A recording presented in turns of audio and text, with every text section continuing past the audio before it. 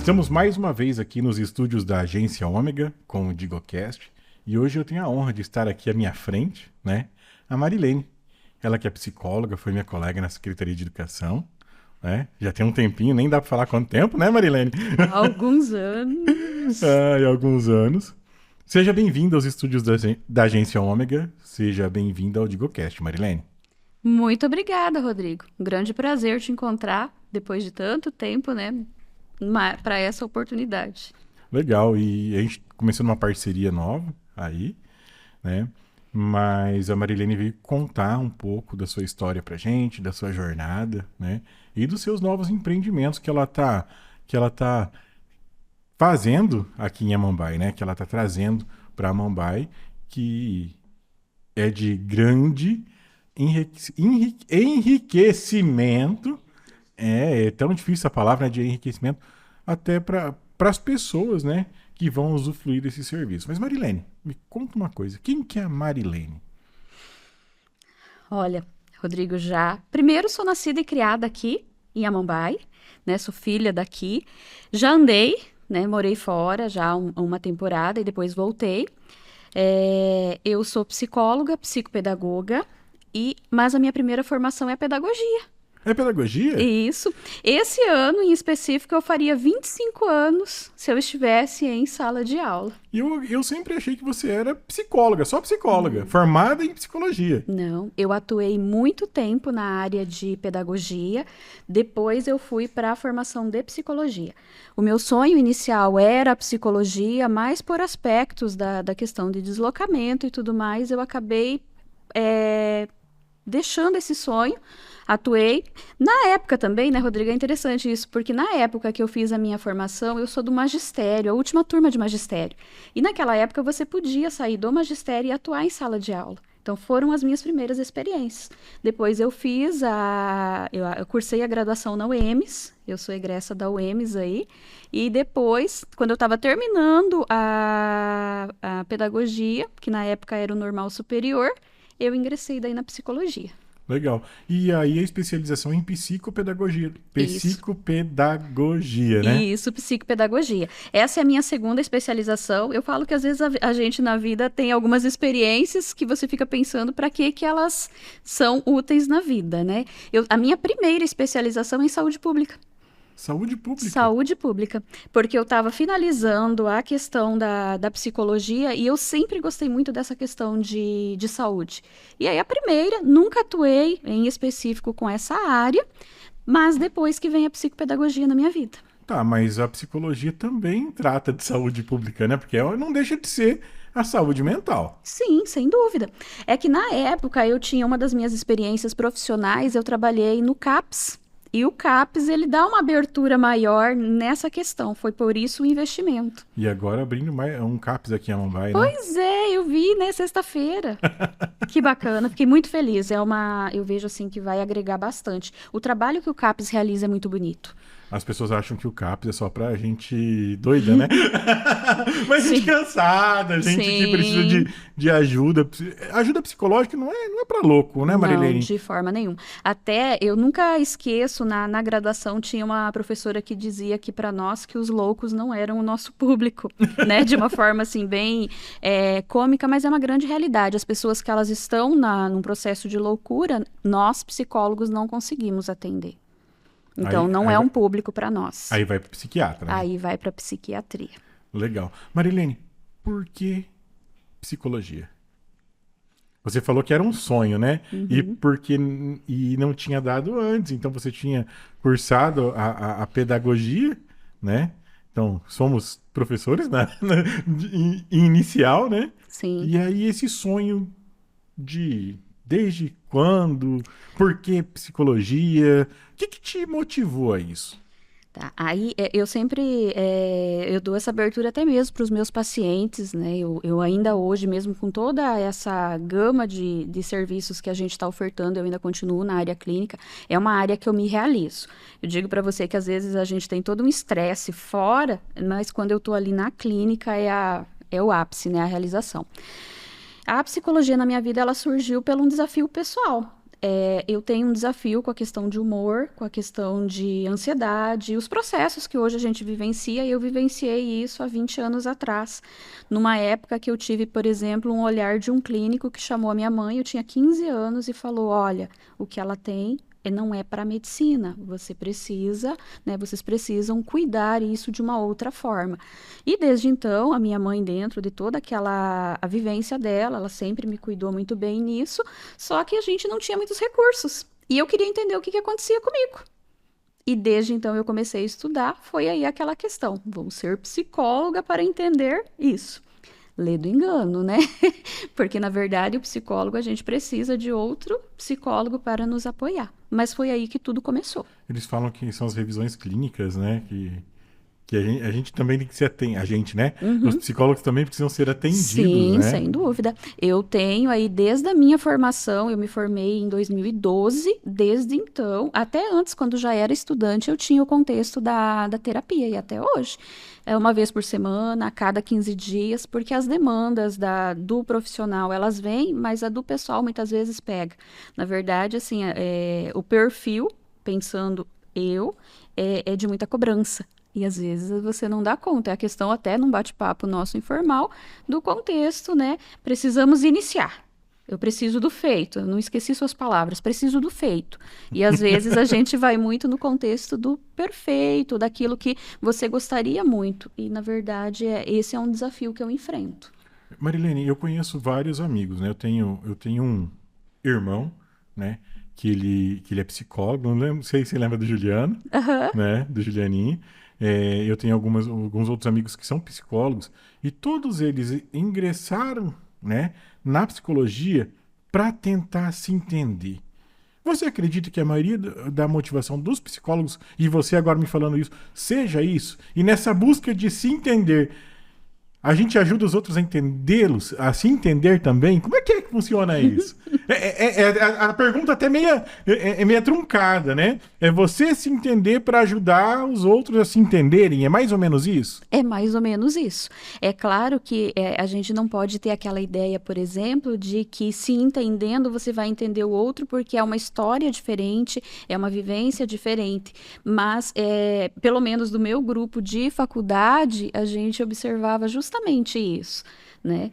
Que nem comentei com você agora há pouco, é um ledo engano isso, porque as minhas questões pessoais eu preciso resolvê-las aqui internamente com ajuda ou sem, mas o outro ali é um olhar de cima, né? Você tira ali as emoções naquele momento do paciente para fazer ele ver um pouco mais as coisas com a razão. E quando você está na clínica, você tem que separar. As suas vivências interferem no seu atendimento?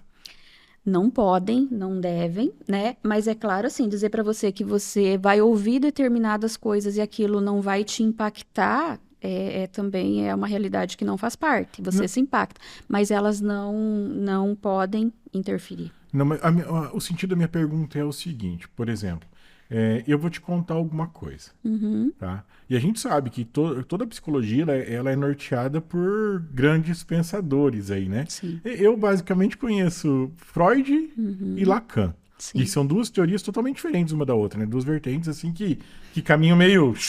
E eu nem sei o que você segue. Porque que aí eu já vi eu gosto de ler, sabe? Sim, a respeito disso. E já tem outros que seguem coisas totalmente diferentes, né? Mas assim, você tem que abstrair todo o seu conhecimento pessoal para poder atender aquele paciente, ou você usa do seu conhecimento pessoal, não só o conhecimento acadêmico, para poder estar atendendo o seu paciente? Eu vejo, Rodrigo, que vai muito, eu não diria para você do conhecimento, mas eu diria para você da sensibilidade. Por exemplo, a maternidade, ela me trouxe um viés que até então na clínica era desafiador para mim trabalhar. Anteriormente, se viesse um caso de abuso, um contexto específico envolvendo crianças, eu conseguia tratar aquilo da forma como era necessário. Hoje, por exemplo, é um tipo de caso que eu não consigo atender. Né? Então, eu já faço um encaminhamento desse tipo de caso. Então, não é que isso vai ter ali a influência ou o que seja, mas eu vejo que contribui, porque é a empatia. É o paciente, ele entender que naquele momento ele não é só ele que passa por aquilo, e eu também consigo aí com esse olhar, com essa contribuição, dizer para ele, olha, eu também consigo te entender, porque parte disso eu também já passei. Por exemplo, quando eu tenho um paciente aí, né, alguém que eu acompanho que está enfrentando um desafio com a depressão ou com uma crise de ansiedade. Então, eu sei o que é aquilo. Hoje, obviamente, que a sintomatologia e todo o aspecto em mim está tratado, tá sob controle, mas eu consigo entender, às vezes, o desafio do paciente em lidar com tudo aquilo. Entendi. Aí isso acaba contribuindo, sim. Então, tem certos assuntos que são sensíveis aos psicólogos que eles precisam até Sim, fazer encaminhar. encaminhamentos. Né? E às vezes é um desafio, porque a questão, né? Ah, mas você é psicólogo, você tem que lidar com tudo. E não, nós precisamos ter esse limite. Uma coisa que as pessoas esquecem é que antes de você ser um profissional, você é um ser humano, né? Sem dúvida. Pensando nisso, nesse viés, nós, como todo mundo sabe, a gente nasce, né? Mas a gente nasce sem um conhecimento prévio. A gente nasce com um único conhecimento, né? Que não é, como é que é? É a sucção, né? Que é para Isso, poder mamar, não é isso? isso Eu é acho que é a única verdade. coisa nato que a gente nasce, né? E o meio vai moldando o caráter, o meio vai moldando a pessoa. Como que você vê, como que você analisa o meio de 30, 40 anos atrás, que é quando nós nascemos, né? E o meio que está sendo criado, que as crianças têm nascido e têm absorvido esse tipo de conhecimento hoje. Como que você analisa isso? Você vê isso tudo com bons olhos, porque. E aí daqui a pouco nós vamos chegar numa outra parte, né? Se esse meio ele está realmente interferindo em questões de aprendizado, de foco, sabe? De dinamismo, de tomada de decisão, que é o que a gente vai conversar também daqui a pouco, que é a respeito da DH Treinamentos, né? Mas eu quero que você faça uma análise de um tempo, de 30 anos para agora.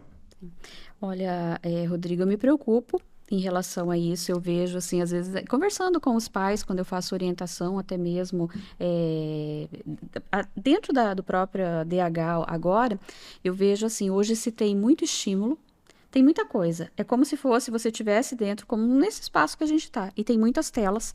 Cada uma dessas telas está com uma informação diferente. E você tem que selecionar, você tem que ver aquilo tudo e ter maturidade suficiente, ou sabedoria, ou como queira nomear, para fazer bom uso de tudo aquilo. Eu vejo que essa geração nossa, principalmente a que está vindo agora, ela não está preparada emocionalmente para tudo isso. Ela não está preparada socialmente para tudo isso, porque ela se cobra dentro do grupo, ela se cobra dentro dos pares, e aí automaticamente o corpo, as emoções, e até mesmo pensando essa estrutura agora que vem, o nosso cérebro ele vai sucumbir. É como se a gente fosse dizer, hoje as nossas ações elas estão gerando consequências muito mais rápido na vida aí das pessoas. Né? E a nossa geração de crianças e adolescentes é a que está sendo mais impactada com tudo isso. E os idosos, os nossos 60 mais, porque eles não conseguem ser compreendidos e entendidos dentro dessa geração. Isso é preocupante, porque eles estão se vendo sem função. Eles não conseguem mexer no celular, eles não conseguem, às vezes, entender como é que aquilo tudo funciona, e a nossa geração de crianças e adolescentes ela é muito rápida. Hoje, se você olhar os bebezinhos ali, daqui a pouco você olha, ele tá com o dedinho fazendo o movimento ali passando a tela. Então, eu me preocupo com isso. Até mesmo porque eu tenho 2 pequenos e eu vejo o impacto que isso já traz na vida deles. Principalmente na frustração. Uma coisa não sai como eles querem, como eles gostariam, é uma encrenca danada. E coisas simples. Né? As crianças, essa nossa geração de crianças e adolescentes, eles perderam a criatividade. Eu vejo que a nossa geração, até então, ela é muito criativa. A geração hoje em dia, nós temos muitas pessoas criativas, mas esse todo aí, ele é menor. Tá, eu só vou. Te deixei sem palavras? Não. É duas coisas. É que é para poder cortar. Marilene, só não deixa sua mão tão no rosto, né, Raul? Não tá, é que eu. Não, é só por causa. É porque eu acho que pros cortes. Não. Eu não percebi, mas posso achar Não, outro lugar pra ela. é só porque eu achei que ia ficar ruim na hora de mostrar ela. Não, sem problema, mas fica normal. Não, é menos Photoshop depois pro Raul. Ai, gente, não deu tempo de ir no salão, essas coisas. Esse menos Photoshop aí depois você tem que colocar, tá? Menos Photoshop pro Raul. Ai, ai. É, Marilene, eu vejo. Posso, né, Raul? É, Marilene, eu também. Assim, não digo preocupado, né? Mas eu fico observando que, por exemplo, assim, responsabilidade. Aquela questão de tudo machuca, tudo dói. Tudo causa algo muito maior do que causava em nós antigamente, né? Se a mãe não podia comprar um carrinho, acabou. A mãe olhava para nós de canto de olho, a gente sabia o que era Sim. aquilo, né? Hoje parece que o não ele dói muito mais do que qualquer coisa dentro dessa nova geração e não é só dessa geração agora, tipo assim, de 10 anos para trás, mas eu falo de 20 anos para trás, Sim. né? É essa geração das telas, Uhum. né? E eu não sei, até hoje a gente estava conversando, eu e o Raul, né? Sobre algumas coisas de fatos passados, de fato histórico, né? Aí ele comentou de um autor, aí ele não gosta muito porque, assim, eu falo, a gente não pode analisar o passado, né, com os olhos do presente. Sim. Mas também a gente não pode fechar os olhos porque aconteceu e não deixar acontecer daqui para frente. Você acredita que pelo fato da nossa geração ter sido privada de muitas coisas, né? A gente não tinha acesso a tanta informação. O acesso que a gente tinha era no livro. O acesso que a gente tinha era onde? Era em biblioteca, era aquela TV com aquela poucos canais Uhum. que existiam, né? Eu mesmo eu fui ter internet, tudo bem, BBS na época, aquela coisa e tal. Eu tive acesso muito cedo a isso, mas era mais difícil. Então eu tinha internet no sábado, depois das 2 da tarde, quando o pulso telefônico era um pulso por hora, né, Raul? Aí o Raul nem chegou a conhecer isso, né, Raul? E eu quando eu fui embora daqui com 15 anos, eu tive minha primeira DSL, que era a internet constante, né, mas eu tinha 15 anos. Hoje, você vê o meu sobrinho de 6 anos, ele tem um tablet e joga o que ele quiser lá, assiste o que ele quiser, claro, com a supervisão da minha irmã, e assim vai. Mas onde eu quero chegar com isso? A quantidade enorme de informações que nós temos tem prejudicado o desenvolvimento cerebral do ser humano? Sem dúvida, sem dúvida. É que, na verdade, além dessa questão de você não selecionar estímulo, de você ter aí um aspecto muito específico, eu vejo que entra, quando você fala da questão das telas, da interferência delas, quando eu tô com uma tela, seja a TV, seja o tablet, seja o celular, o controle é meu. Eu escolho o que eu vou assistir, o tanto de tempo que eu vou assistir, do jeito que eu quero. E isso dificulta as relações sociais depois, porque quando eu estou num ambiente social, eu posso até tentar escolher, mas nem sempre o ambiente vai me favorecer essa escolha, que é o que acontece com as crianças. Eu estou assistindo um desenho, é chato, eu mudo. Eu estou vendo um vídeo no YouTube, é chato, eu mudo. Eu estou vendo alguma coisa, é chato, eu mudo. Só que quando eles têm as regras combinadas e tudo que eles precisam cumprir, esse é o grande desafio. É por isso que choram, que tem todo esse contexto. E para nós, né, para nossa geração, é difícil lidar com o choro. Porque nós, como você usou a expressão, nós somos privados de alguma coisa, a gente vem com aquela ideia de que eu não quero que meu filho passe por isso e que ele não tenha, que ele tenha aquilo que eu não tive. Esse é um desafio. Em relação a essa questão aí, a gente vê, às vezes os pais falam assim para mim, nossa, mas TDAH isso não é moda, não? Né? TDAH é uma coisa que todo mundo fala e de repente parece que tudo que é criança é TDAH.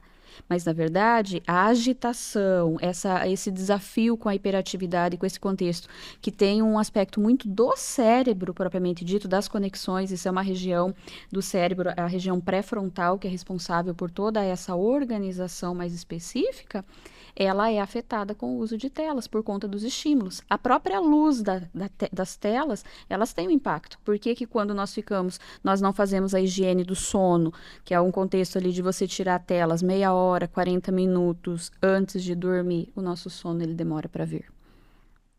E nós temos muitos casos de crianças e adolescentes que eles vão até dormir, deitar a pedido dos pais, mas depois levanta e volta a ficar aí com o contexto. E isso traz, sim, um prejuízo cognitivo imenso.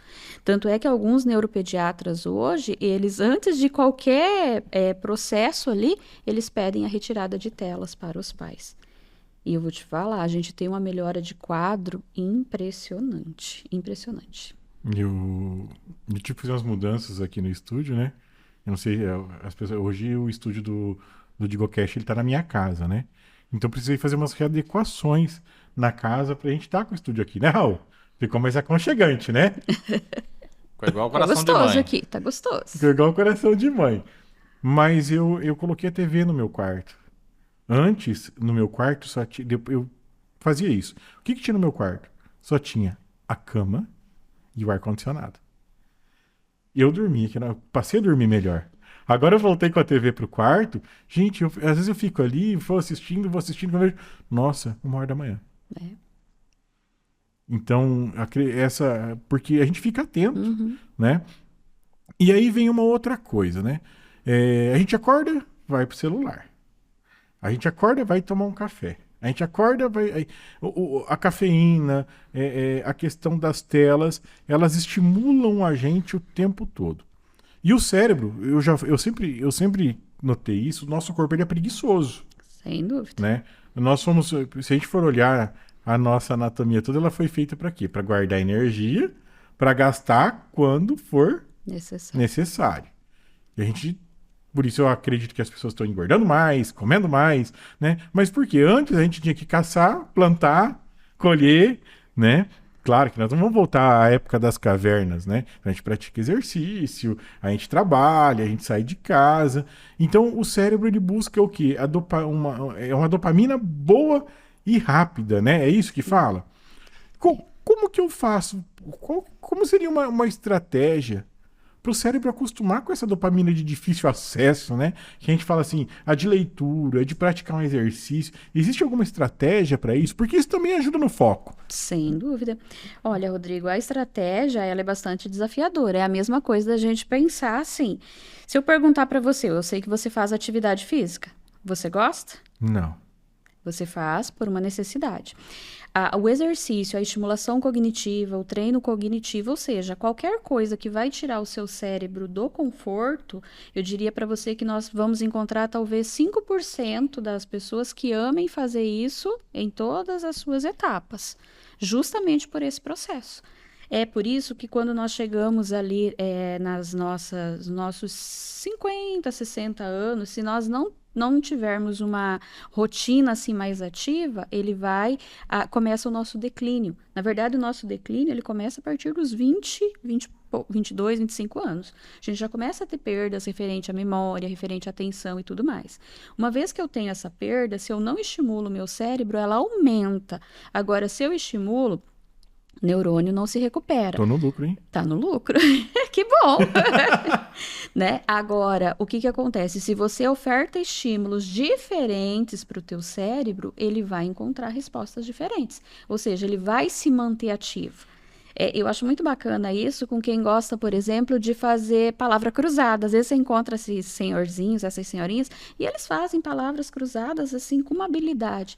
Estimula dessa forma. Quem faz crochê, bordados, enfim, essas questões manuais. Só que daí, quando você para e você vai conversar com uma pessoa que ela não tem esse estímulo, é reduzido. Né? E nós temos aí uma habilidade cognitiva que ela cresce muito na nossa infância, adolescência ali, e depois ela vai decaindo. Por isso que a nossa capacidade de aprender coisas novas depois de uma determinada idade é muito mais desafiadora.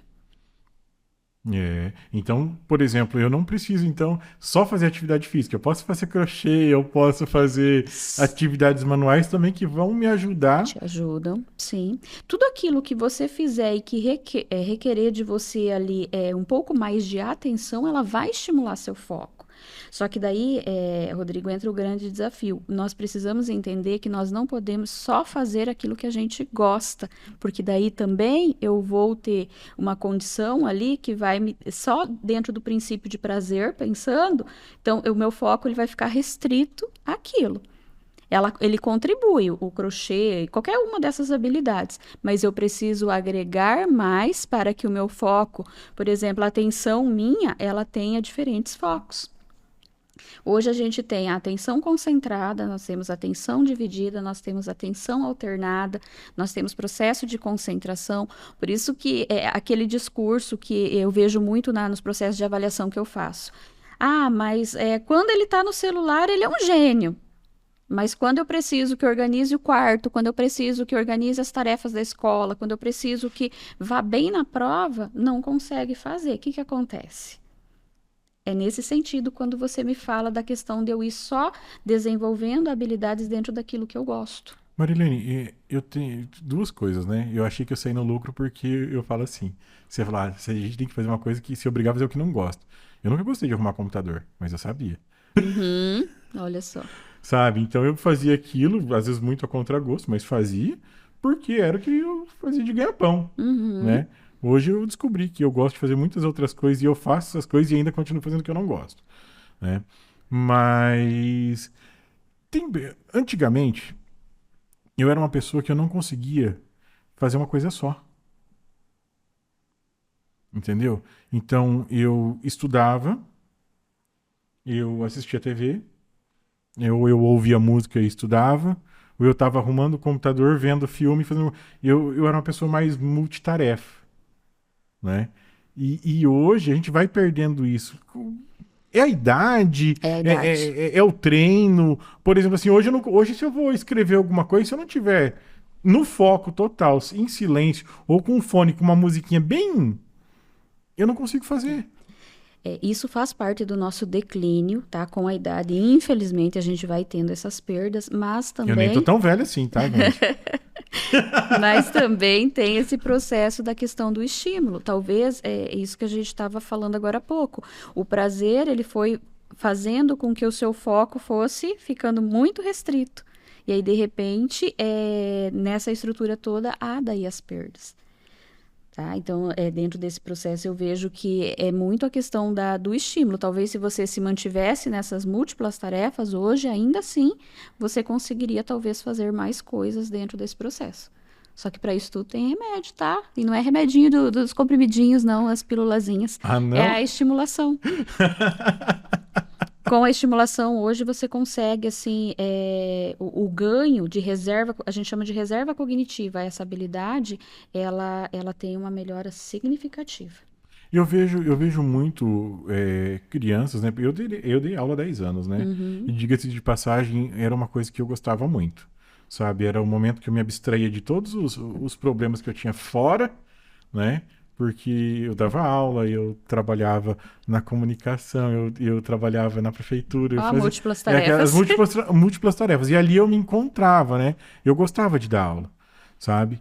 E tive que parar porque outras coisas foram me tomando muito mais tempo. E dar aula requer tempo, né?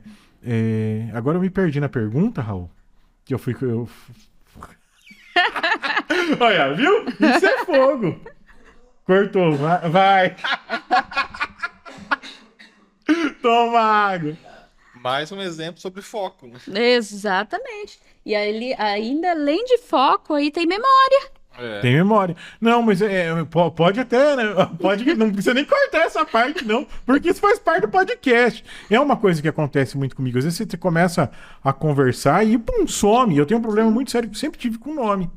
Eu sempre decorei número de telefone de todo mundo. Eu sei até hoje o número de telefone da casa da Viviane Scalon. Entendeu? De quando ela morava lá na chácara, eu sei o telefone da minha tia, da minha avó, de todo mundo que usava. Do Banco do Brasil, eu sei o telefone até hoje, o antigo, né? Porque agora mudou, sabe? Do Contec, de todo aquele povo que, sabe? E eu não guardo no nome. Mas tudo bem, isso aí não vem ao caso, né? Mas é uma questão assim. De foco e memória. E agora eu já me perdi em todo o podcast de novo, mas tudo bem. Vamos lá, que isso faz parte. Não é ao vivo, é gravado, mas não tem esse tipo de problema. Marilene, como que você hoje também nós temos as questões de foco. Lembrei da pergunta. Bom, vou para a pergunta.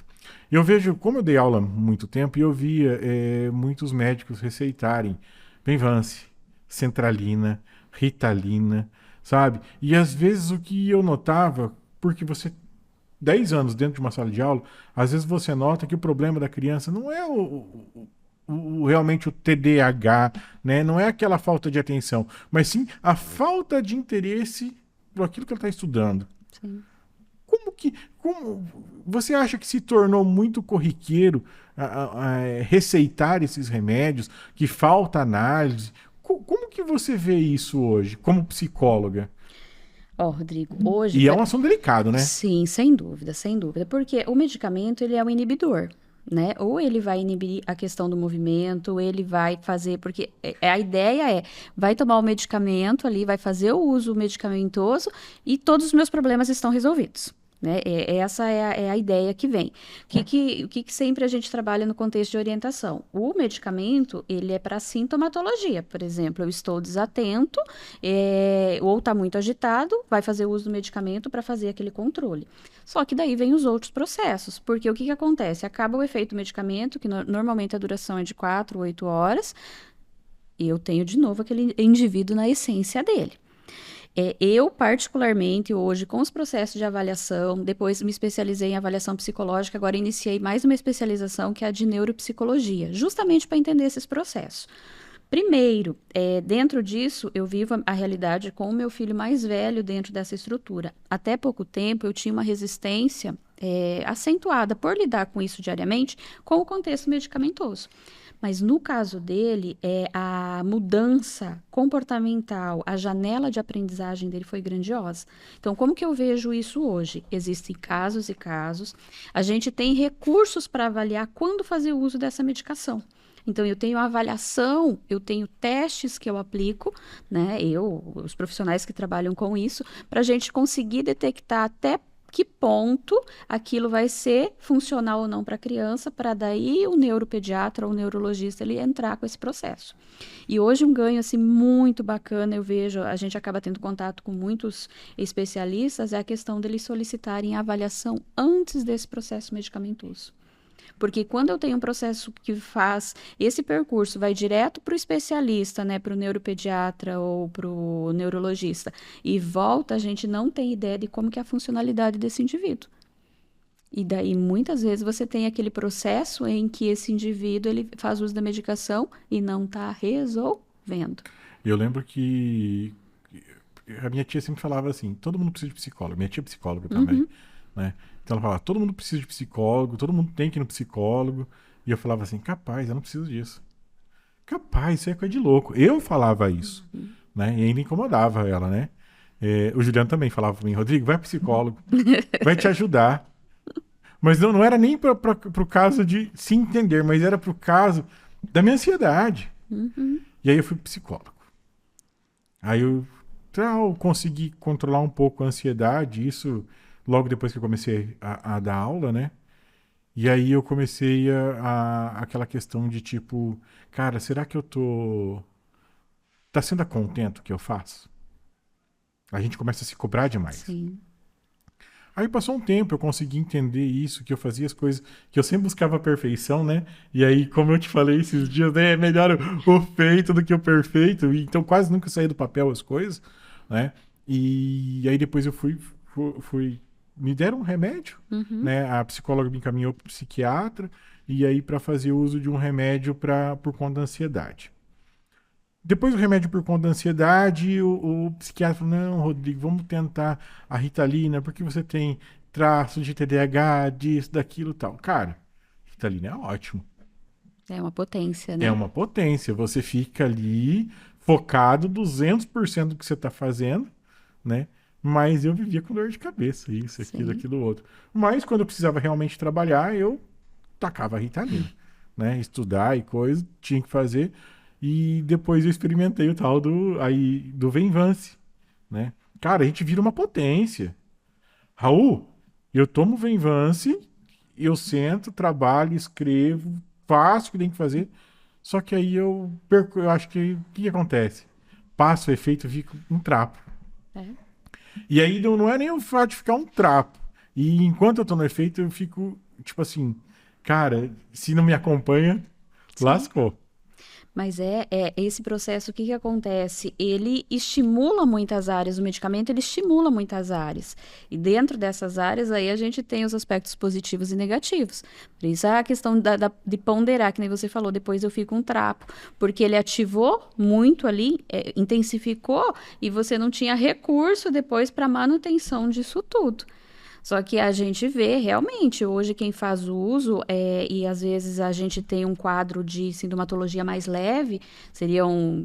Nem usamos essa terminologia, mas um TDAH leve, você vai ter justamente isso. Você desenvolve ao extremo e aí depois você tem esse Não, e processo. eu falo assim, hoje eu não faço uso de medicamento nenhum. Né? E eu falei assim, poxa, eu tenho que dar conta de mim, né? Olha a Mas. cobrança. Hã? Olha a cobrança. Mas é o seguinte, tem dias que eu trabalho 3, 4 dias a fio, mas eu fico 15 dias sem fazer nada. Sabe? Às vezes eu trabalho 3 dias de boa e eu fico mais 3 dias sem conseguir render um centavo. Sabe? Então, não é, você não é um centavo de dinheiro, né? Mas o Sim, render em questão criativa, em questão de tudo, porque o trabalho da gente aqui envolve a questão criativa o tempo todo, né? Não é mecânico, sim. né? A gente que.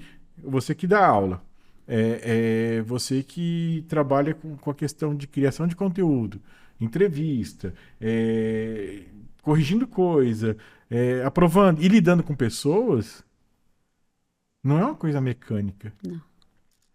né? É diferente do cara que vai lá, o serviço é pesado, o cara que vai carpir. O serviço é pesado, o cara que vai bater uma massa, vai fazer algum outro serviço. Mas o serviço, o trabalho cerebral, ele é tão grande quanto o trabalho pesado. E é mais ou menos quando você fala nessa pessoa que tem o trabalho mais braçal, ela vai exercitando ali, que um dia ela levanta 5 quilos, dali um tempo ela levanta 10, daqui um tempo ela levanta 15.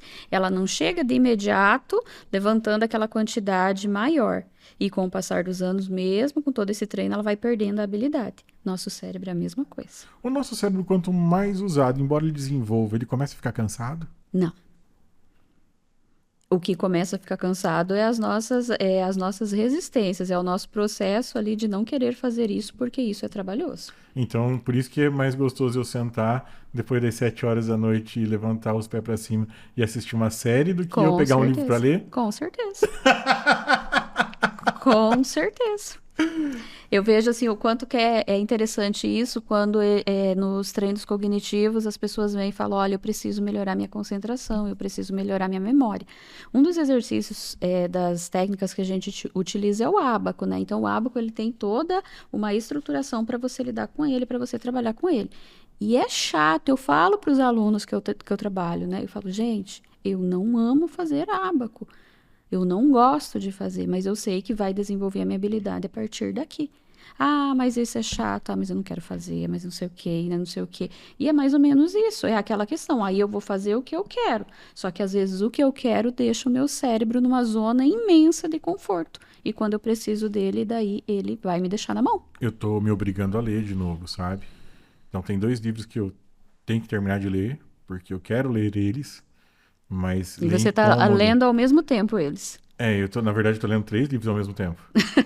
Não, é porque tem um livro que eu ganhei do Bajo na semana passada, que eu fui para Campo Grande fazer uns exames, né? Semana passada, retrasado, e eu ganhei um livro do Bajo.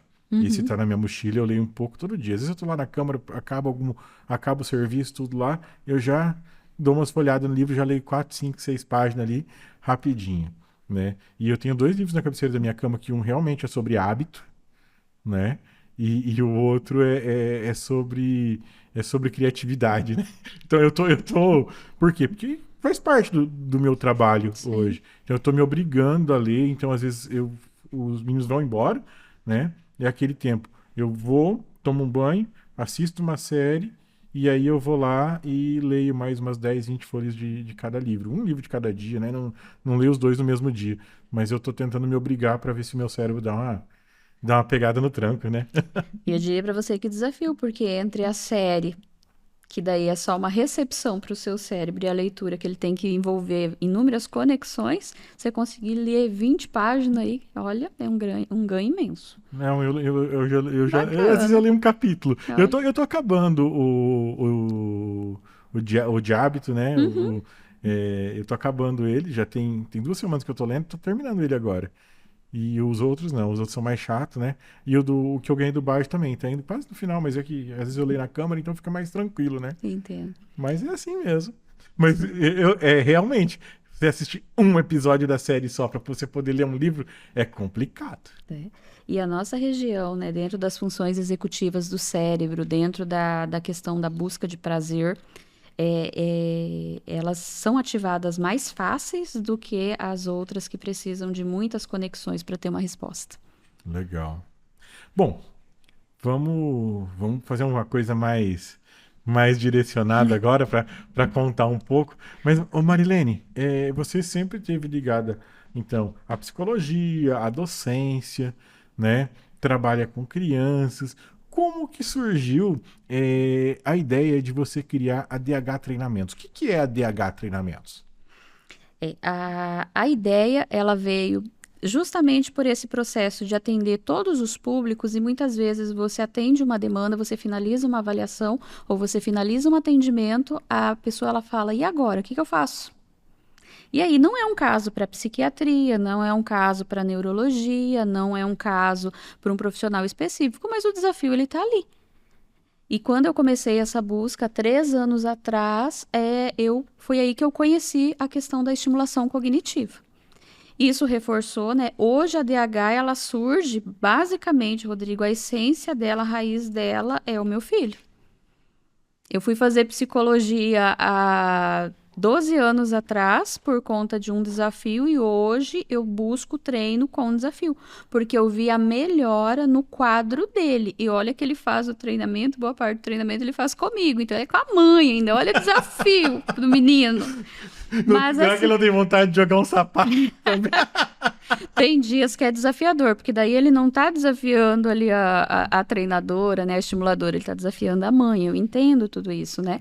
Mas o ganho, por exemplo, o Rodrigo, o meu filho, ele tá há 1 ano e 6 meses, mais ou menos, na estimulação. E ele tinha, assim, uns desafios pedagógicos imensos. Hoje, se você olhar a habilidade que ele construiu com tudo isso, é imensa. Então, eu sou muito assim. Tem gente que fala que a gente é chato, é muito Caxias, ou o que seja. Aquilo que eu busco, aquilo que eu quero ofertar enquanto serviço, eu quero ver o resultado. Então, para mim, poder dizer para você que funciona. Eu sou daquela do sentido assim, ó, eu não te falei?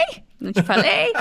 Então, é mais ou menos isso. E aí a gente vê o quanto que os processos, eles são favoráveis a partir do momento que você estimula. Eu tenho resposta. Então, muitas vezes eu tenho um quadro de desorganização, eu tenho um quadro ali pedagógico daquela criança, daquele adolescente imenso de prejuízos, que eu sei que se ele estimular o cérebro, ele vai dar uma resposta favorável.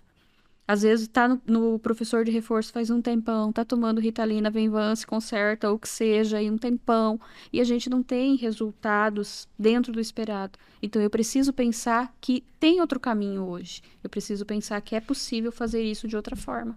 E esse processo é a estimulação. Esse processo é a estimulação, é o treino. Só que é um treino organizado, é que nem a gente conversamos agora há pouco. Eu posso escolher só o que eu gosto? Até posso. Mas o foco, aquilo que eu preciso desenvolver, eu não vou conseguir alcançar dessa forma. Legal. Assim, nesse processo de formação do ser humano, né? Quais são os fatores que mais influenciam o desenvolvimento de uma mente focada, de uma mente forte? Estímulo. Estímulo, porque você tem ali, independente da questão da realidade, quando a gente olha, eu vejo assim, é a questão do indivíduo, dele ter essa busca, ele precisa ter um estímulo, ele precisa ter algo que o mova para fazer dessa forma. E se ele não tem esse estímulo, as outras coisas acabam não agregando. Aí talvez tenha passado na sua cabeça, tá, mas e aquele indivíduo que recebe tudo e mesmo assim não vai? Eu reforço que é a questão do estímulo, porque daí é a questão de eu ter um estímulo com foco. Entendi. E existe alguma fase da vida do ser humano que ela é mais propensa a desenvolver o foco e essas habilidades? Ou na DH Treinamentos, a gente pode atender, você pode atender qualquer idade? Como é que funciona isso? Olha, os resultados, é claro que eles vão ser mais perceptíveis nos mais jovens, tá? Então, a gente começa os atendimentos, aí a oferta de estímulo a partir de 4 anos, com o Brincar. Então, o Brincar, quando ele é direcionado, ele estimula muito a criança a se Mas você não dá o organizar. celular para ele brincar lá, não. Não, gente, não dá. A gente até tem alguns aplicativos que desenvolvem essas habilidades, mas aí é selecionado se ele vai ser ofertado ou não de acordo com o perfil do indivíduo. Mas normalmente eu confesso a você que ele acaba ficando porque a ideia é que realmente eu tenha uma resolução mais prática das coisas. Quando eu tenho um aplicativo, eu tenho uma tendência ali de dar uma fugidinha do meu treino no aplicativo para ir para uma rede, para responder uma mensagem, para fazer alguma coisa. Então, a ideia não é essa. Entendi. A ideia é trabalhar mesmo ali com o concreto e desenvolver. E as demais faixas etárias, todas elas a gente consegue desenvolver, Rodrigo, até mesmo os quadros iniciais ali de demências, né? Uns contextos que a família percebe ali que já está aparecendo alguns comprometimentos, a gente consegue ir, pelo menos ali, retardando o impacto daquilo na vida das pessoas. Então, é possível, sim. Tá? É até interessante dentro desse aspecto, que às vezes as pessoas falam, mas eu já estou aposentado, eu não tenho mais. Não tenho mais por que eu ficar estudando, ou por que eu ficar fazendo essas coisas. Só que daí, às vezes, a gente olha, por exemplo, a pessoa ela está cozinhando e alguém chama lá no portão e a panela queima. Ai, esquece a chaleira ligada. Esquece a chaleira E sai pra ligada. academia e chega e a casa tá pegando. Mais ou menos isso. Hoje de manhã eu tava conversando com uma senhora. Eu tenho um vídeo meu que eu esqueci Sério? o ovo cozinhando Ah. e fui fazer um vídeo. Quando eu voltei, isso aqui tava tudo cheio de fumaça. Tem um vídeo meu no Instagram e no TikTok. Jesus. E esses dias eu coloquei água pra esquentar e fui pra academia. Uhum. E aí são coisas corriqueiras que no começo a gente acha engraçado, né? Eu já cheguei a um ponto de estresse, assim, de pegar, colocar o celular dentro da geladeira. Aí você vai falar, mas você que trabalha com isso, você faz, a gente faz. Eu vivo perdendo, né? As pessoas que trabalham comigo vivem me ajudando a achar celular e chave, porque eles vivem ficando em algum lugar, menos no lugar onde eles precisam. Então, ao mesmo tempo que a gente estimula o nosso cérebro, a gente é multitarefas, a gente também precisa cuidar com as estruturas de foco. E presente, Rodrigo. Presente. Você pode ver, ó, tem um negócio de chave aqui, ó. Não dá. Quem tá no podcast, quem tá assistindo o podcast não dá pra ver, mas a Marilene vê. Tem um negocinho de chave. Mas você pode ver, a chave do carro não tá ali. De fato. E nem a do portão. Tá de tudo, menos o que tem que estar ali. Entendeu? Eu chego e vou largando. Deve ter uma chave lá na cozinha, outra deve estar em cima da mesa do computador no quarto, e assim vai. Gente do céu. Marilene, hoje fala-se muito em TDAH. E o que é o TDAH? O TDAH ele é um transtorno, né, em que a gente tem ali alguns sintomas que são específicos. Então, só dizer que a pessoa ou ela é desorganizada, ou ela tem ali, ela é desatenta, não está prestando atenção, ela não pode ser considerada um critério diagnóstico. Então, hoje, para você ter um critério, para você dizer, não, é TDAH, você precisa ter perdas funcionais nesse indivíduo em vários aspectos. Então, hoje a gente tem a predominância da questão da desatenção, da hiperatividade e da impulsividade. Então, eu preciso de características, ou seja, de perdas funcionais desse indivíduo, que somando isso tudo, trazem um prejuízo para ele. O TDAH, a base dele são conexões no cerebrais. Então, por isso, o contexto medicamentoso, na maioria dos casos, né, desse agravante, por conta disso. E a estruturação principal dele é a organização e o foco. E você acredita que o treino cognitivo, ele ajuda a pessoa com TDAH também? Sim. A estimulação cognitiva, ela contribui muito para os quadros de TDAH, justamente porque elas vão dar funcionalidade a esse indivíduo no sentido de organização. Então, quando eu tenho um exercício cognitivo que ele faz com que o meu cérebro trabalhe de outra forma, eu vou conseguir pensar outras formas de organizar aquilo que eu preciso organizar, principalmente no contexto de foco. Que, na verdade, a ideia com a estimulação cognitiva é reduzir ali a dependência do indivíduo no contexto medicamentoso, e não é que nós vamos fazer treino para o indivíduo não tomar mais remédio, se for o caso, não é isso. Mas é pensar, o meu remédio, eu sei que ele tem uma duração de 4 horas ou de 8 horas. Passou o efeito. Meu cérebro daí tem recurso para isso.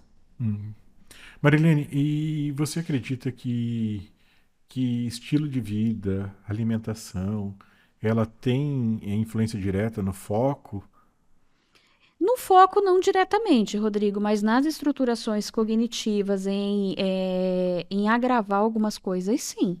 Porque, por exemplo, a gente sabe, não é minha área, daí os profissionais mais específicos, mas de leituras que a gente faz, a gente sabe, por exemplo, que o açúcar, ele é hoje um vilão para a questão da hiperatividade.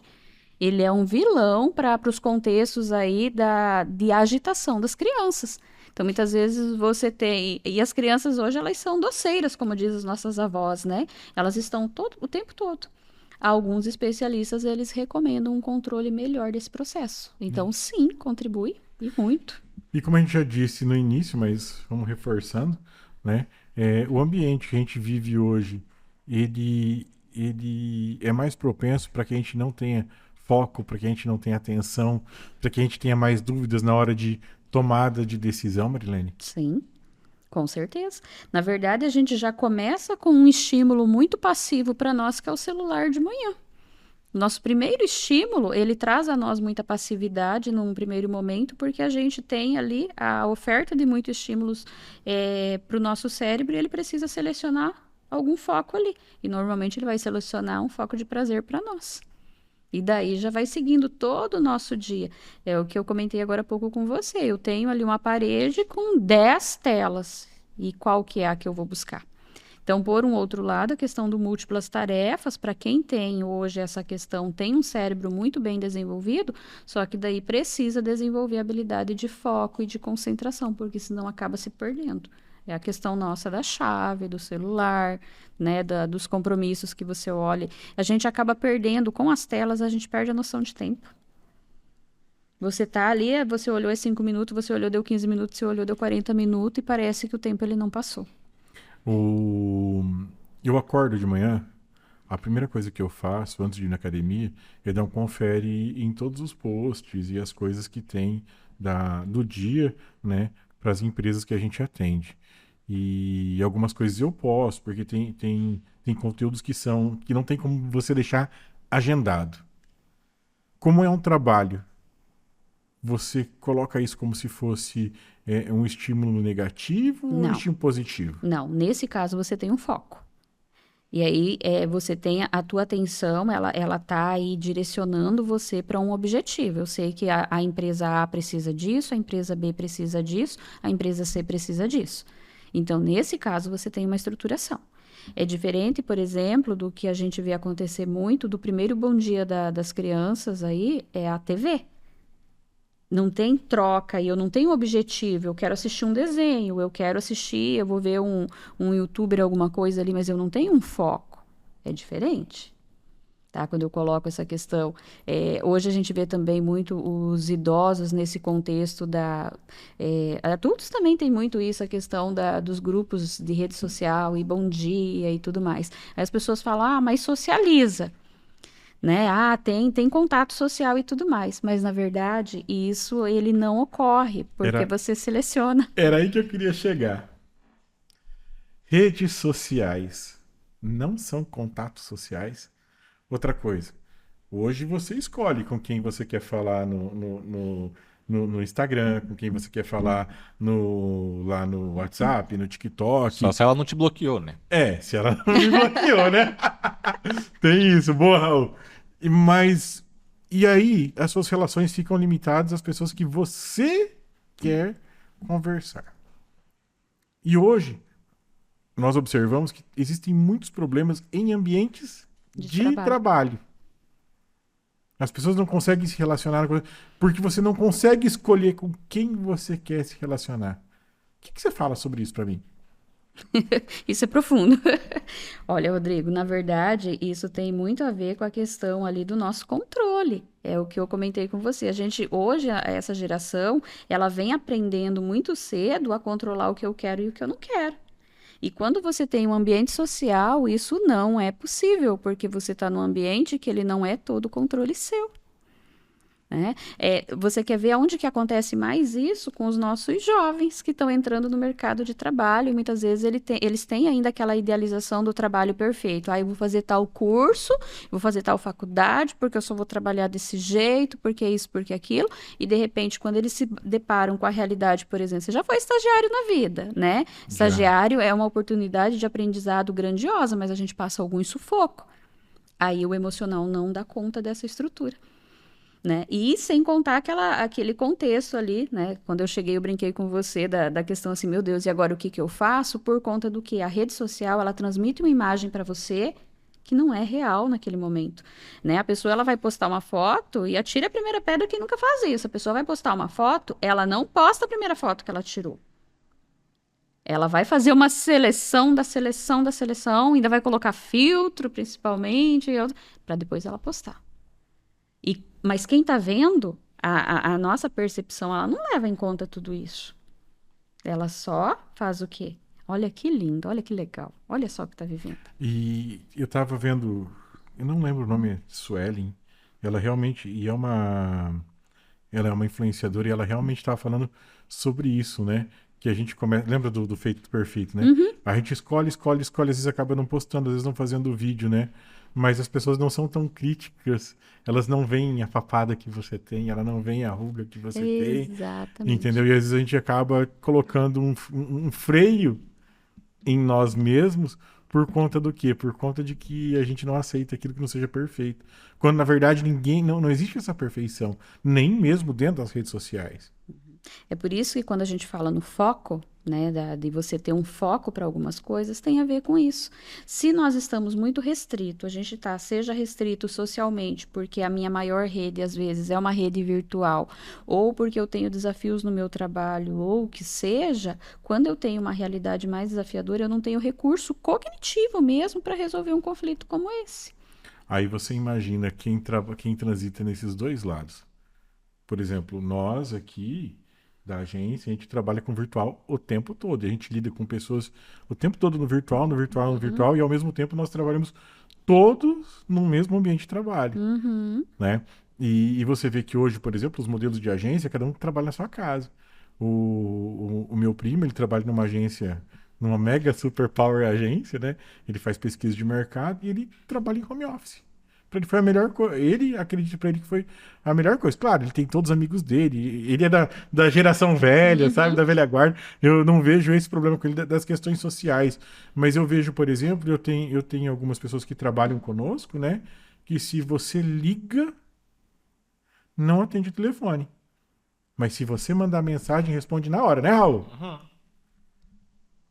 Entendeu? Então as pessoas começam a ter medo de atender o telefone, de se relacionar, de ter essa interação humana, Sim. né? Buscando sempre estar atrás do quê? De uma tela.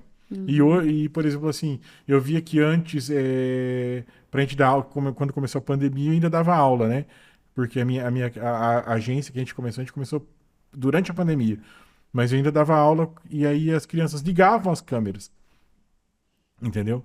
Ou pra quê? Pra interagir, pra tal. Hoje eu tava lendo uma reportagem que as pessoas, até nas reuniões de trabalho, elas não ligam as câmeras de maneira nenhuma.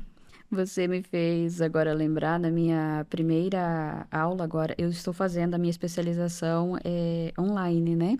E na primeira aula o professor, ele ficou bastante incomodado com isso, ele disse, e olha só, a maioria são colegas psicólogos, né? Pra gente ver o lado humano da gente, como que é interessante. E ele falou, né, dos momentos ele falou, gente, eu estou dando aula para humanos, não para fantasminhas. Eu faço umas reuniões online, né? Tenho duas empresas que eu atendo fora e eu tenho duas pessoas que me ajudam com tráfego. Tráfego. Não é tráfico, tá? É com tráfego. Cara, eu ficava meio assim, né? Mas a gente liga as câmeras. Por quê? Porque você precisa ver a reação da pessoa enquanto ela está assistindo um vídeo para saber se aquilo realmente está surtindo resultado, surtindo efeito. Sabe? Então a gente consegue entender isso. Mas as pessoas mais novas, elas não conseguem entender que o contato humano é você olhar no olho da pessoa e ver o Sim, sentimento, ver a reação, ver como que ela tá, sabe? Não é só atrás da tela, não é aquele, você não precisa sorrir só atrás da tela, é né? bem isso. Tira aquela reação da pessoa. Uhum. Eu acho que isso é uma coisa que está se perdendo hoje em dia. Até mesmo é a questão, quando a gente fala de habilidade cognitiva, de você conseguir interpretar isso. Eu vejo hoje que talvez o maior desafio das pessoas não está nem tanto em fazer, mas em interpretar a reação do outro a partir da sua própria percepção. Não, outra coisa que tá acontecendo muito, e eu dei muita risada. Essas últimas 2 semanas eu tenho descoberto muita coisa assim que, tipo, tá sendo novidade pra mim, né? E todo mundo tirava sarro de mim que eu brincava com as IA. Mas brincava assim, bom dia, como é que você tá? Sabe? E fazia interação como se eu estivesse tratando uma pessoa com inteligência artificial. Uhum. Entendeu? E tudo que eu ia fazer, eu tentava fazer tudo do meu jeito. Claro, incorporando os prompts, coisa, que são os comandos que tem que ser dado, né? Mas ao mesmo tempo dando aquele meu toque pessoal. E todos os meus amigos que mexem com isso, tirando sarro de mim. Aí dava uns resultados diferentes, uns textos diferentes, uns vídeos diferentes, sabe? E aí o que aconteceu? Agora tem coisa de 2 ou 3 semanas pra cá, saindo reportagens, né? Que as pessoas que tratam a IA como com cordialidade, que com um toque pessoal, obtêm as melhores respostas. Olha Você viu só! essa, Raul? Depois procura lá. Basicamente, a AI é meio carente. Aí a carente, eu não sei se era a IA que era carente, era eu que era carente por tratar ela cordialmente, né? Se você dá moral pra ela, ela responde melhor. É, mas se você der moral pra ela, ela responde. E saiu artigos disso. Você vê, até uma máquina, Sim, né? Ela te responde melhor quando há uma interação real com ela. mais Claro, positivo. existe todo um contexto por trás, um comando que você precisa fazer, mas entre esses comandos você ser cordial, ela te responde e te entrega melhores resultados. Porra, que doido, né? Então eu falei, bom, eu não tava tão errado, né? De jeito nenhum. E eu vejo uma outra coisa que eu não sei se vale aqui a ressalva, mas eu vejo que as pessoas mais novas, elas são extremamente inteligentes.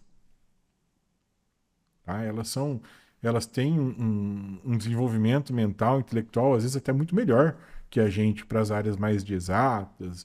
Mas a hora que cai na interpretação de alguma coisa, é tudo muito literal. Sim, As pessoas elas não conseguem ver sentimentos. Elas conseguem ver o sentimento próprio. Que aquilo machuca, que aquilo faz mal para ela, faz mal, mas elas não conseguem ver também que às vezes aquele tipo de atitude que ela tem com o outro também deixa o outro mal, deixa o outro ruim. E eu acho que falta isso, né? Eu acho que essas interações humanas, que agora são todas feitas via redes sociais, elas acabam deixando as pessoas mais frias, são super inteligentes, mas elas não conseguem ler o contexto. E aí elas não conseguem trabalhar, ficar num ambiente de trabalho onde tem divergência de ideia e você precisa conversar para resolver, porque elas não sabem conversar. Sim. Não é isso, Marilene? É as habilidades socioemocionais que nós chamamos. São habilidades que você precisa desenvolver ela a partir das experiências, e você precisa controlar suas emoções, precisa fazer as antecipações de algumas coisas, e muitas vezes a pessoa ela não está emocionalmente preparada e estruturada para fazer esse tipo de relação. E os treinamentos cognitivos, elas ajudam a resolver essas questões de Interação. interações? Sim, porque você acaba, quando você estimula o seu cérebro, ele abre uma gama ali maior de conexões.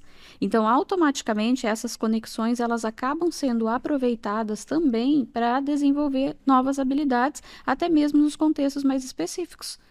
Então, você consegue. E a ideia com os treinos também, Rodrigo, é aquele contexto. Se você está treinando sozinho, você fica desmotivado. Mas se você vê mais alguém junto com você, isso te dá um ânimo. Então, a ideia da estruturação também dos treinos é de que eles sejam feitos em pequenos grupos, não grupos muito volumosos, por conta dali você precisa ter um mínimo de organização para concentrar, para você trabalhar ali as habilidades necessárias, mas também que você tenha daí esse momento de partilha mesmo, de troca ali com quem estiver ali com você.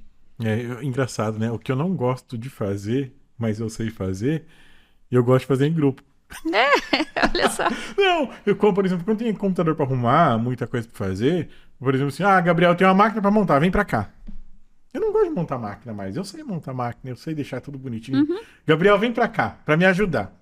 O ajudar a gente fica conversando, ele faz uma coisinha, eu faço outra e tal. Ou às vezes o Kaique vem para cá pra gente fazer tal coisa. Então as coisas que eu não... parece que flui melhor, Sim. né? As interações humanas, elas fazem com que a gente desenvolva, né? Às vezes até aquilo que a gente não gosta de fazer de uma forma melhor. Fica mais leve, né? Fica mais leve tudo isso. É aquele contexto de você pensar que às vezes não é só você que passa por algumas coisas, que tem determinados desafios. Legal. É muito gostoso. Raul, você tá muito quietinho hoje, Raul. Tô escutando e aprendendo. Você Mas tá eu muito tenho quieto. umas questões pontuais. Manda lá, Raul, que as suas questões são bem... Por exemplo, eu acho que isso, por exemplo, é uma questão que é meio que dúvida em geral, né? Que geralmente as pessoas se perguntam e geralmente elas não sabem geralmente a resposta. Por exemplo, a gente estava falando sobre TDAH. O TDAH, como outros distúrbios, se existe uma cura? Você se cura de um distúrbio ou você apenas o controla? Entendeu? Tipo, você aprende você realmente a lidar, mas não existe uma cura. Ou existe, assim. Você sai um laudo ali, ó, realmente aqui, ó, analisamos e realmente você está curado de TDAH. Não existe mais nenhum traço disso. Existe realmente isso ou não? Não, Raul, não existe cura porque não é a gente pensar uma patologia. Ele Não é binário, né? Não é 0 ou 1, né? Tipo, Não. Né? O TDAH, uma vez que você tem ali a característica, o diagnóstico, você tem o controle. Então, você tem o controle, o TDAH é assim, a ansiedade é assim, sintomas globais depressivos e por aí vai. Uma vez que você tem ali a característica, você precisa lidar com ela. Eu uso sempre a expressão, é uma companhia constante. Se você não cuida dela, ela toma o seu caminho. Mas se você cuida dela, você sabe que ela está ali e você segue com ela. Até interessante, o TDAH, ele tem muita coisa bacana. O TDAH é extremamente criativo. O TDAH, quando ele tem um foco, ele desenvolve aquele foco assim de maneira espetacular.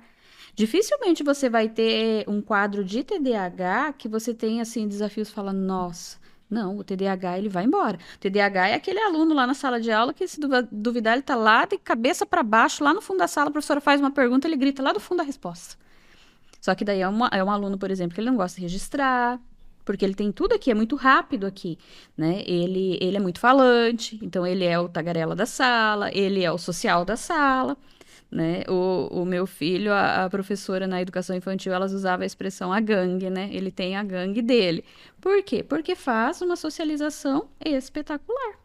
Então, não é assim, os quadros, eles têm as características que são desafiadoras, mas eles têm muita coisa positiva também. Mas é uma companhia constante, não tem cura. E se é algo que te acompanha pro resto da vida? no sentido reverso. Então quer dizer que a gente nasce sempre, a pessoa, desde que ela nasce, ela já nasce com aquele distúrbio, ou é algo que desenvolve, pode ser engatilhado em alguma fase da vida que, ou seja, necessariamente antes você não tinha, só que você desenvolve. Você tem como desenvolver algum distúrbio ou é algo que realmente é nato seu, só que ele só, digamos assim, só teve um estopim, só ficou mais exposto, dependendo de alguma situação, etapa da vida ou algum gatilho, trauma ou coisa do tipo. A gente tem as predisposições, Raul, em todo o transtorno, né? O TDAH, ele é um transtorno, ele não é considerado um distúrbio, tá? Ele é um transtorno por conta da soma aí de fatores. Ele tem a predisposição. Quer dizer que o indivíduo, ele pode ter a característica ali, um percentual muito pequeno e não desenvolver? Pode.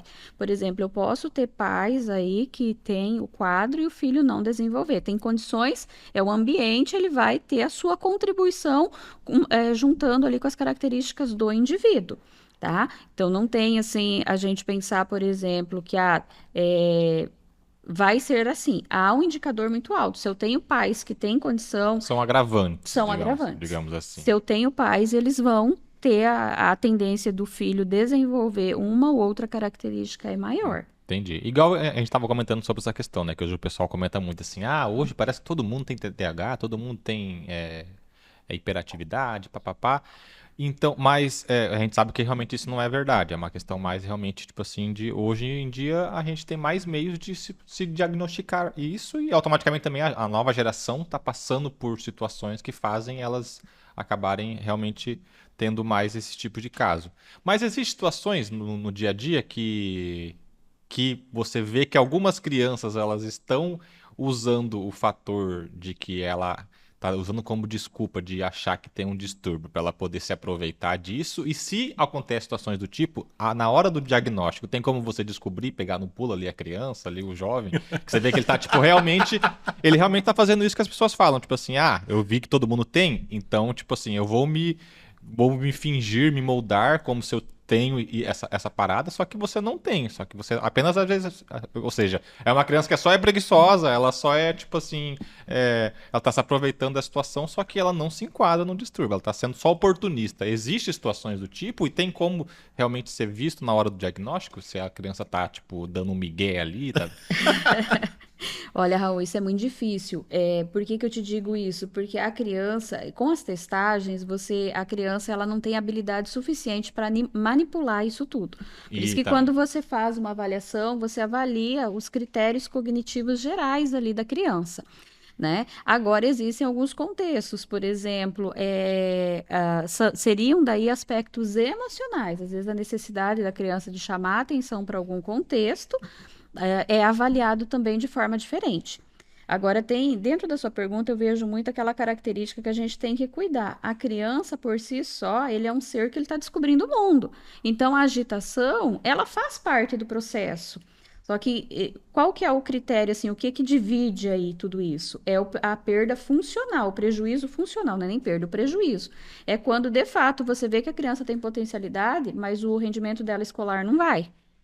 Então, por exemplo, eu, assim, confesso a vocês que eu não tenho uma preocupação maior no sentido, assim, de agravante, quando a família procura para avaliação e a criança tem notas ali, 8, 9, 10. Eu vejo que daí é um ajuste comportamental, treino cognitivo para as habilidades, mas ela não tem um prejuízo funcional, porque ela sabe o que está acontecendo. Agora, quando eu tenho uma estruturação mais específica, daí sim a gente tem. Mas não que não tem, a gente chega. Eu tenho os pequenininhos que eles chegam para mim e falam, tia, eu sou autista, por exemplo. Tia, eu sou tal coisa. Minha mãe já falou isso ou aquilo, alguém já falou isso ou aquilo. Então, acontece. Só que daí com as avaliações você realmente confirma isso tudo ou você descarta. Só se caso ele for um manipulador a nível de ir pra lá tentando ser diagnosticado com TDAH e ele sai diagnosticado com sociopatia, né? Nem pensei, já pensei na psicopatia, mas é mais ou menos isso. Psicopatia. Às vezes ele vai pra um laudo e ele tem outro, que é bem mais complicado, digamos assim. É bem mais difícil de tratar. Sim. Não, mas aí já é mais específico. Assim, eu tive acho que um caso nesses anos todos de clínica que foi, assim, surpreendente os resultados. Mas a maioria já vem de um perfil, né? Você nota pelo relato de casa, o relato da escola. A própria organização do indivíduo ali com você, ela traz esses sinais. Legal. Marilene, agora vamos passar para uma pergunta. A pergunta, né, A Raul? pergunta. É. A pergunta. É a pergunta clichê do nosso podcast. Marilene, se você pudesse dar um conselho para Marilene quando criança, para Marilenezinha, pequenininha lá, o que você falaria para Marilene? Não tenha medo. Vá.